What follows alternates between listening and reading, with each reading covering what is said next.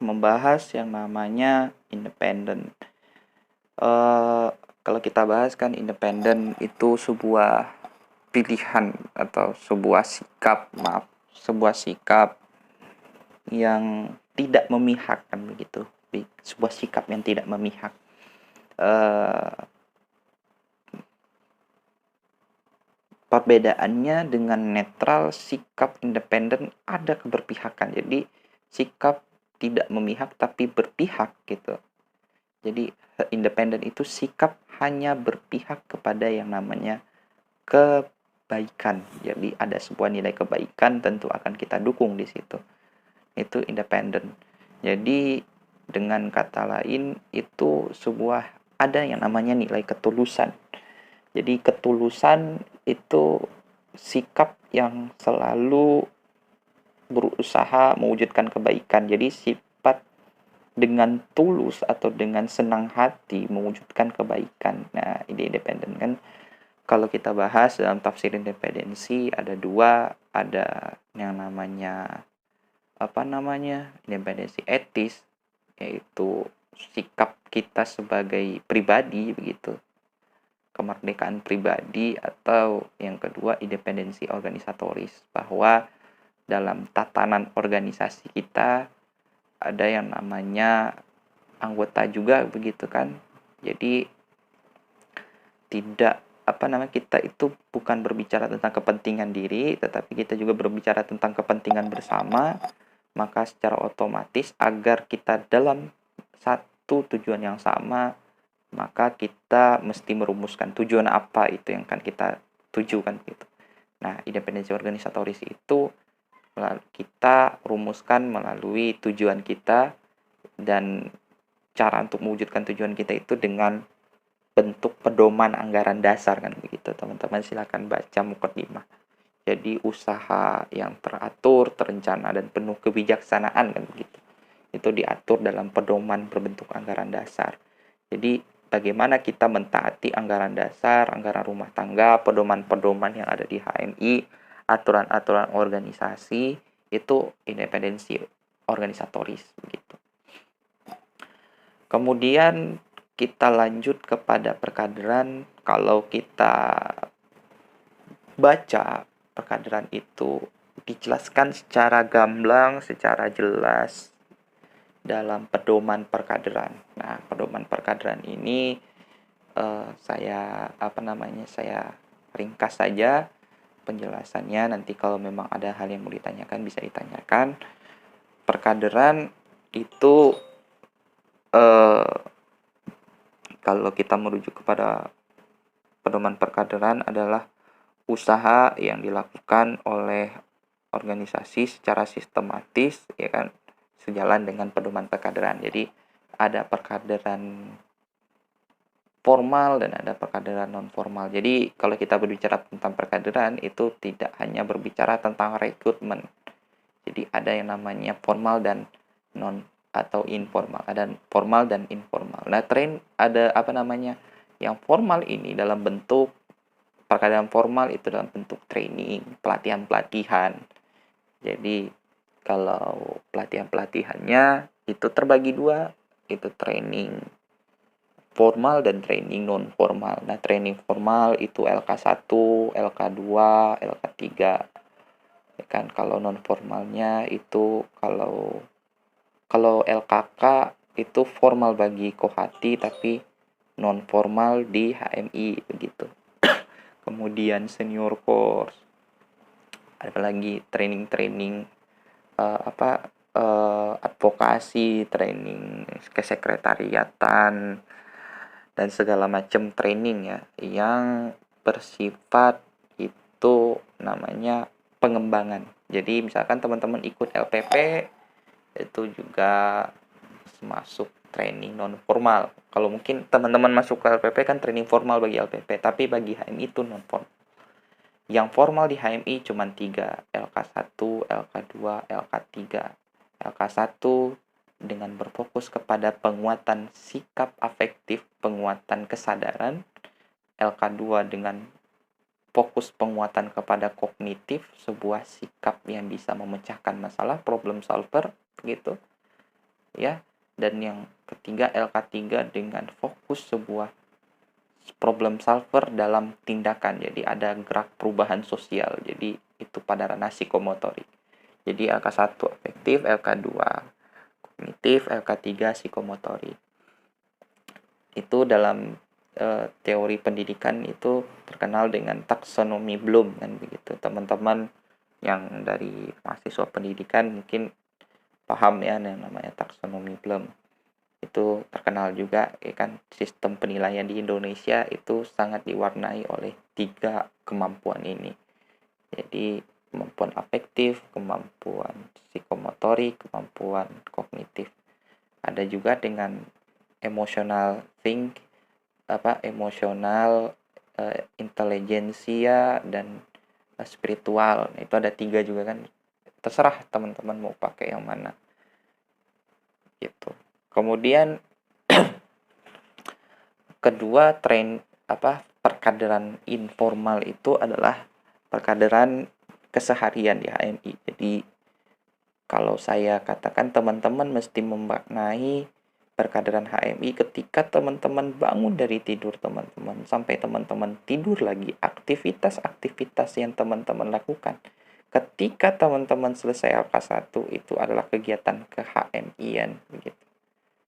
Jadi kegiatan ke-HMI-an apa? Kegiatan yang berusaha tadi di awal mewujudkan yang namanya insan cita. Jadi begitu. Jadi dengan kata lain ya, dari teman-teman bangun tidur sampai teman-teman dari teman-teman selesai LK1 sampai teman-teman ke liang lahat, itu teman-teman akhir hayat ya. Teman-teman itu ber-HMI. Jadi proses HMI itu sepanjang masa. Kenapa begitu nanti kita jelaskan lewat pengertian kader. Nah, bentuknya sekarang juga termasuk itu perkaderan informal, teman-teman merekrut kader-kader baru itu informal. Terus teman-teman membaca, teman-teman kuliah, IPK-nya tidak di bawah 3 dan segala macam gitu. Itu namanya usaha gitu, usaha perkaderan HMI begitu dalam ranah informal. Dari bangun tidur sampai teman-teman tidur lagi dalam sehari itu teman-teman membuat kebermanfaatan, berarti teman-teman sudah menjadi kader HMI. Itu teman-teman berusaha meningkatkan kualitas, itu sudah jadi kader HMI. Jadi kalau teman-teman menghayati hadis Nabi, sebaik-baik manusia adalah yang hari ini lebih baik daripada hari kemarin kan begitu teman-teman. Berarti teman-teman mencoba meningkatkan kemampuan atau bahasanya teman-teman berusaha dengan sepenuh hati untuk mewujudkan yang namanya insan cita. Itu berarti setiap hari progresif, terus maju sehingga hari ini lebih baik daripada hari kemarin kan begitu. Itu teman-teman mesti renungkan. Nah, proses perkaderan itu membentuk yang namanya kader ya. Jadi proses itu nanti kalau teman-teman bahas melalui pedoman perkaderan, ada yang versi terbaru, versi Munas ke-5 di Tanjung Pinang. Itu teman-teman bisa lihat dengan konsep 4 landasan dan 6 prinsip. Jadi ada 4 landasan teologis, ideologis, sosiohistoris dan konstitusi. Teman-teman bisa kaji itu nanti lebih jauh. Kemudian dengan 6 prinsip kesetaraan, prinsip integrasi, prinsip integrasi, kesamaan, terus kasih sayang, keteladanan, ketaatan, terus keseimbangan, ada 6 ya. Jadi itu adalah bentuk prosesnya. Dengan landasan dan prinsip itu dibangun sebuah proses yang tadi 2 proses formal dan informal begitu. Wujudnya apa? Bentukan kader. Kader itu kalau kita lihat dengan yang kalau kita kan itu diambil dari bahasa Inggris,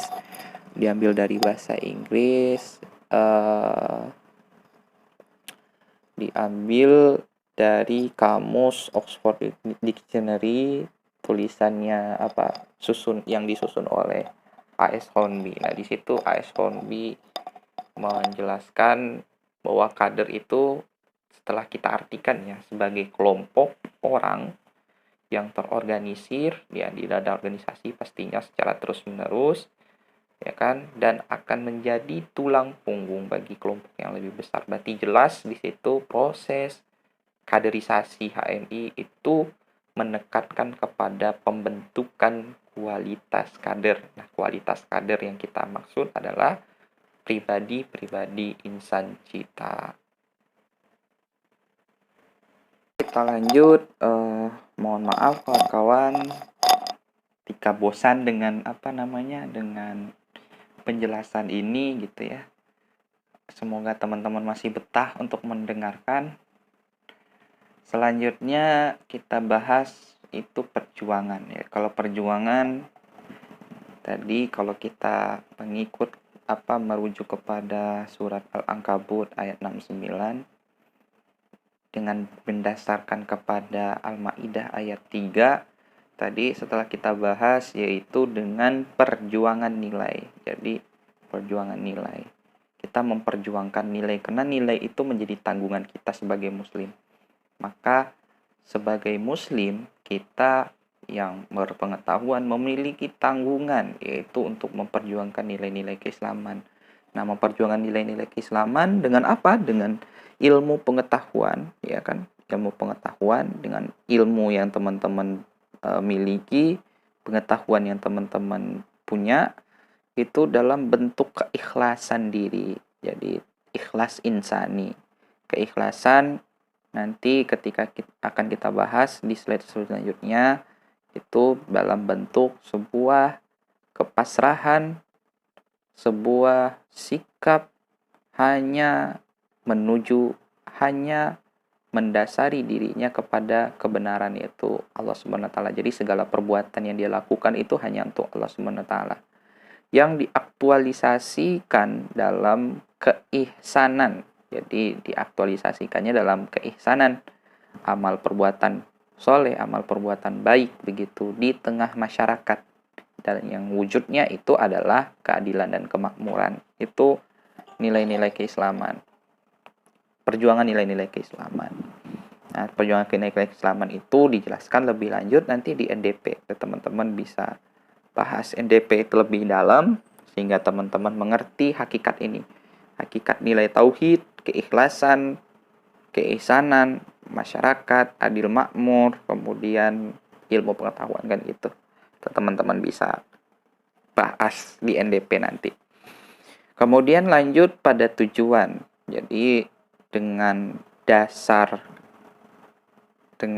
mendasari Islam mahasiswa independen perkaderan perjuangan ini lahir terformulasikan sebuah tujuan bahwa memang kita akan mewujudkan yang namanya sebuah kualitas kan begitu. Tentu kita membina HMI itu menawarkan sebuah proses menjadikan kita sebagai insan cita, membina secara aktif. Jadi kita membina diri kita secara aktif. Maka katanya di situ terbinanya. Jadi terbinanya insan akademis, pencipta, pengabdi yang bernafaskan Islam dan bertanggung jawab atas terwujudnya masyarakat adil makmur yang diridhoi Allah Subhanahu wa taala. Jadi tujuan HMI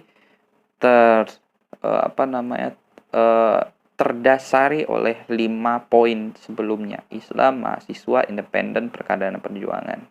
Terbinanya insan, hakikat manusia ya, yang akademis ya sebagai mahasiswa pencipta pengabdi tridharma perguruan tinggi, yang bernafaskan Islam sebagai poin bahwa Islam sebagai nilai yang sempurna dan bertanggung jawab itu sebuah bentuk ketulusan ya kan, atas terwujudnya masyarakat adil makmur yang diridhoi Allah Subhanahu wa taala. Itu perjuangan. Dengan apa kata terbinanya? Perkaderan, proses pembentukan kader begitu. Teman bisa pahami. Kemudian dalam wujud usaha kita berusaha menjadi muslim yang berakhlakul karimah, muslim yang mandiri, punya potensi kreatif, keilmuan, sosial, budaya, pelopor perkembangan ilmu pengetahuan dan teknologi, memajukan kehidupan umat, memperkuat ukhuwah Islamiyah, berperan dalam pembangunan nasional, aktif dalam pemecahan, kemudian usaha yang tidak bertentangan nilai-nilai HMI, yaitu nilai Islam, manusia independen, keadilan, perjuangan, yang tidak bertentangan dengan tujuan kita sebagai kader HMI itu apa begitu. Sebagai tujuan HMI itu apa begitu. Itu usaha. Nah, untuk mewujudkan itu, usaha-usaha itu dilakukan dengan proses mencintai. Jadi, usaha ikhtiar. Sebuah usaha non merdeka. Ikhtiar merupakan proses manusia memiliki kehidupan yang baik dengan merdeka. Jadi memilih ya, bukan memiliki itu, maaf. Jadi ikhtiar adalah proses manusia memilih kehidupan yang baik dengan merdeka. Nah, dengan merdeka, ketika dia dengan merdeka, kemudian teraktualisasi cintanya, tadi kita bahas tadi di pendahuluan, nanti kita juga akan bahas bagaimana aktualisasi cinta, bagaimana seni mencintai, nanti mungkin saya akan tambahkan nanti. Itu dengan kebahagiaan, itu wujudnya adalah kebahagiaan. Fit dunya hasanah wa fil akhirati hasanah wa qina azabannar. Sebuah masa depan yang cerah, kan begitu. Nah, untuk sekian mungkin ada yang mau ditanyakan. Oke, kita lanjut ke pembahasan selanjutnya. Tadi kita bahas ikhtiar gitu ya. Sebuah ikhtiar. Jadi mencintai itu adalah sebuah ikhtiar yang merdeka. Jadi kalau kita bahas ikhtiar itu, kalau kita pahami dengan NDP, ikhtiar adalah kegiatan manusia dalam memilih pilihan dengan merdeka ya gitu. Maka dapat diartikan ikhtiar merupakan proses manusia memilih kehidupan yang baik dengan merdeka gitu ya. Jadi kita memilih proses, ada proses ya. Proses itu usaha. Jadi kehidupan kita itu tidak simsalabim gitu. Kita ingin langsung dapat kun fayakun, itu tidak. Kita berbeda sama Tuhan kan gitu. Kalau Tuhan innama amruhu idza arada syai'a ayyakula lahu kun fayakun kan, ketika beliau itu berkehendak maka kun, katanya ya jadi maka jadilah, kan begitu. Bahasanya kan begitu dalam Al-Qur'an. Nah, kalau kita tidak, kita kun itu jadi harus ada proses. Jadi maka berproseslah, kan gitu. Kalau mau jadi insan cita maka berproseslah. Nah, jadi kalau kita mau mendapatkan kehidupan yang baik ya maka proses gitu. Nah, proses itu kita lakukan dengan merdeka. Merdeka kalau kita kaitkan dengan NDP, bahasannya merdeka kita itu adalah ketika kita hanya menuju kepada Tuhan Yang Maha Esa. Itu ada di bab 4. Jadi bukan sebuah bentuk tindakan kesyirikan, karena kesyirikan akan membelenggu kita, membentuk yang namanya tatanan yang menjadikan kita sebagai pribadi yang terikat, menjadi pribadi yang dibudaki oleh kepercayaan-kepercayaan itu. Jadi kita tidak merdeka. Ketika kita menjadi manusia yang merdeka, tentu didasari dengan ketauhidan dan selalu menuju kepada ketauhidan, ketuhanan Yang Maha Esa. Itu dalam arti kata ikhlas. Jadi teman-teman untuk mendapatkan sebuah kehidupan yang baik, maka mesti ikhlas gitu. Selalu didasari kepada Tuhan Yang Maha Kuasa. Tapi kalau kita bahas yang namanya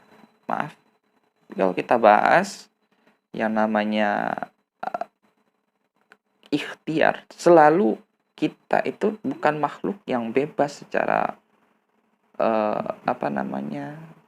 secara mutlak. Kita bebas, tapi ada sebuah tatanan, ada sebuah nilai, ada sebuah aturan yang mengikat kita. Sebuah aturan yang mengikat kita. Aturan yang mengikat kita itu dalam bentuk sebuah keharusan universal, ketentuan ilahi, hukum alam, sunnatullah, yaitu takdir. Karena Karena Tuhan katakan ya kullu syai'in biqadarin. Tuhan ciptakan segala sesuatu dengan takdir ukurannya masing-masing. Jadi kita sudah ada takdirnya. Apakah kita akan bahagia dalam hidup, apakah kita bakal merana, apakah kita mendapatkan jodoh atau tidak, apakah jodoh kita si A atau si B atau si C atau si D, itu sudah jelas ketentuannya sama Tuhan. Bahkan sampai neraka dan surga kita tuh sudah jelas. Apakah kita sebagai pribadi manusia akan di surga, apa di neraka, kan begitu.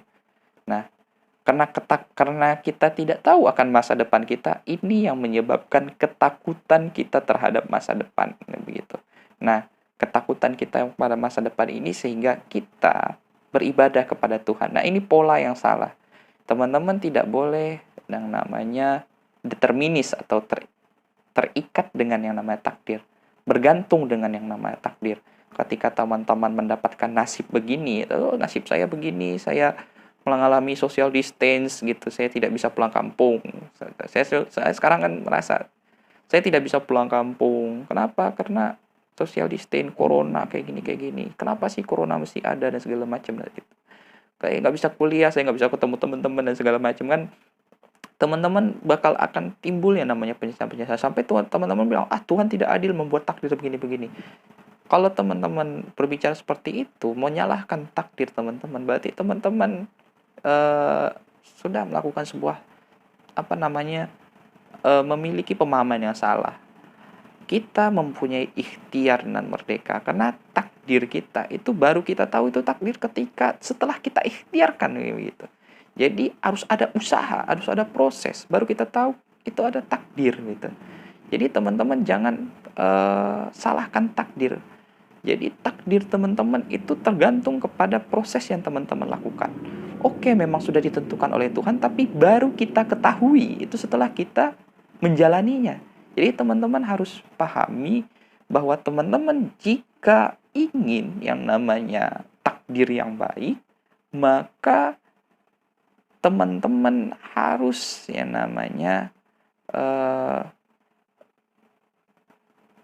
berikhtiar, memahami. Jadi ikhtiar itu adalah proses memahami takdir. Nah, bagaimana agar kita tentu kita punya keinginan. Saya bilang kita punya keinginan. Kita ingin loh. Siapa yang nggak ingin masuk surga? Siapa yang nggak ingin hidup bahagia? Siapa yang nggak ingin punya istri cantik kan begitu? Atau suami yang ganteng atau segala macam. Siapa yang tidak ingin punya keturunan yang baik? Siapa yang tidak ingin berjodoh dengan si A contoh atau si B contoh dan segala macam gitu. Pasti kita semua punya keinginan, tapi agar keinginan kita itu sesuai dengan takdir yang ditentukan oleh Tuhan, maka mesti harus diusahakan kan begitu. Jangan sampai kita, ya saya tunggu takdir, saya hanya mendoakan dan segala macam. Itu usaha yang pasif atau bagaimana namanya. Bukan usaha aktif, tapi dalam usaha bahkan ya berusaha hanya doakan pada Allah semoga Allah gini. Saya hanya menerima saja takdir Allah tanpa berusaha. Itu namanya orang-orang yang tidak berpengetahuan gitu. Orang-orang yang tidak pengetahuan, tidak kalau bahasanya ya dungu dengan dia tidak memahami bahwa dirinya manusia punya ikhtiar dan merdeka untuk mewujudkan apa yang dia inginkan gitu. Ya, karena keinginannya itu sudah ditentukan oleh Tuhan. Teman-teman kalau ingin mendapatkan takdir yang baik, tentu teman-teman mesti yang namanya ikhlas dalam proses. Selalu berada di jalan Tuhan. Jadi, ketika teman-teman menginginkan ini, maka teman-teman harus mencapai itu dengan proses yang didasari dengan keikhlasan. Sehingga keinginan yang teman-teman inginkan itu akan menjadi sebuah keinginan yang ihsan. Sebuah keinginan yang berbentuk amal soleh. Berbentuk kebaikan. Begitu. Jadi, misalkan teman-teman punya perasaan kepada lawan jenis, maka sesuaikan dengan jalan yang ditentukan oleh Tuhan, yaitu la taqrabu zina. Jangan menggunakan metode zina kan begitu untuk mendekatinya kan begitu. Saya bukan mengatakan bahwa pacaran atau segala macam itu haram kan begitu, tapi ketika sebuah metode yang teman-teman gunakan itu berpotensi kepada zina, itu haram kan begitu. Contoh sederhana begitu, maka jangan dikerjakan yang begitu sehingga teman-teman ketika melakukan proses dengan baik insya Allah akan sampai kan begitu. Nah, maka bahasanya kan yakin usahanya dengan ilmu. Kita mesti memahami gitu. usaha kita, dalam bentuk usaha dan segala macam kan begitu. Itu yang mesti kita pahami ya. Kita lanjut pembahasan kita. Kemudian dalam ikhtiar manusia, ya tadi manusia dituntut untuk ikhlas kepada Allah dalam artian bahwa segala sesuatu perbuatan kita dilakukan dengan sepenuh hati mengharap kerelaan Allah Subhanahu wa taala, redha Allah Subhanahu wa taala gitu.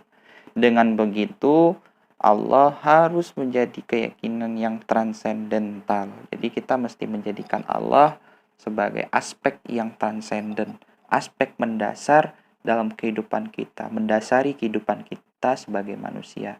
Dengan apa mendasarinya? Kita kutip dengan perkataan Al-Kholis Majid, semua pekerjaan yang kita lakukan akan menjadi zikir ketika atau asal kita tarik dimensinya dari kita kepada Allah Subhanahu wa taala. Jadi Allah sebagai dimensi transendental dalam segala perbuatan yang kita lakukan.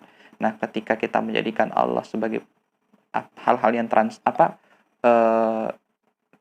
sebagai aspek dimensi transendental kita, maka apa yang kita lakukan itu pasti untuk Allah gitu. Itu untuk Allah. Jadi dalam proses kehidupan manusia, innalillahi wa inna ilaihi raji'un, ketika kita berasal dari Allah, Allah itu adalah sebuah kebaikan. Maka untuk kembali kepada Allah, kita mesti wujudkan kebaikan.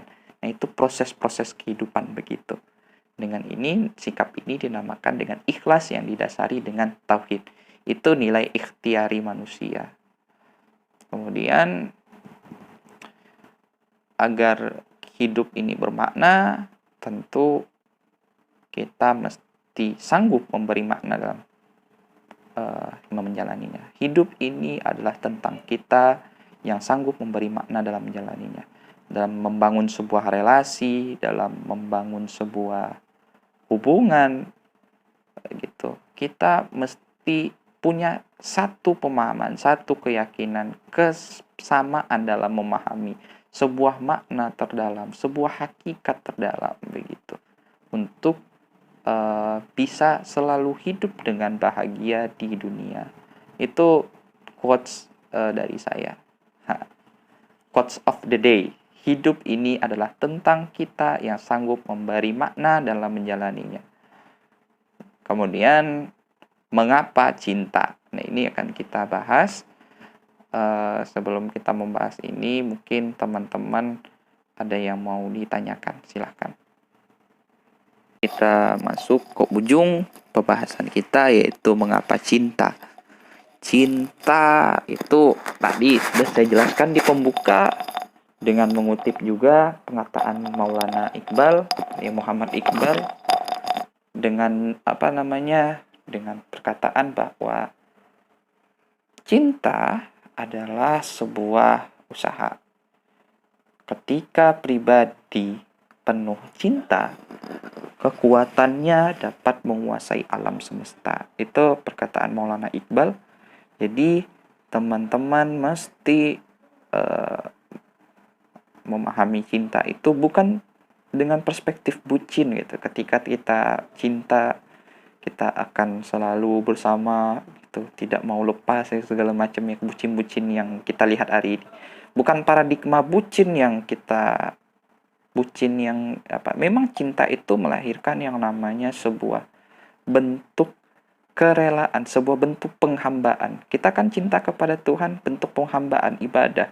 Nah, dalam cinta juga pasti ada yang namanya bentuk penghambaan.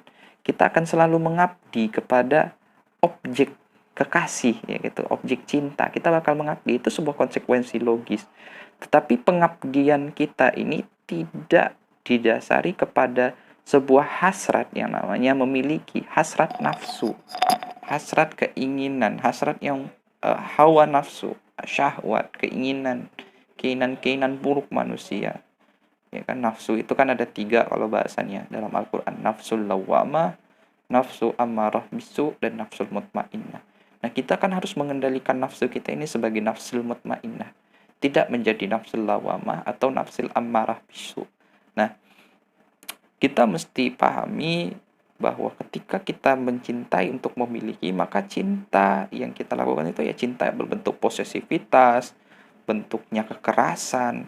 Jadi posisinya apa? Tadi saya bilang bahwa dalam proses mencintai itu saya tidak menjadikan dirinya sebagai dirinya, tapi saya tetap menjadikan dirinya sebagai dirinya dengan merdeka, ya kan? Saya hanya dan dia hanya bersama-sama menuju kepada Allah Subhanahu wa taala. Itu kan hakikat cinta sesungguhnya. Sebuah nilai cinta yang dibangun begitu. Berarti kalau hanya menyampaikan kepada Allah, berarti ada sebuah yang namanya kebermanfaatan. Bukan perspektif cinta yang dibangun oleh Sigmund Freud. Kalau teman-teman membangun perspektif cinta menurut Sigmund Freud, itu konsep cinta yang materialistis, ya, cinta yang materialistis. Itu kepuasan seksual. Jadi orang lebih puas dengan pasangan yang kayak misalkan kalau perempuan lebih memilih mana?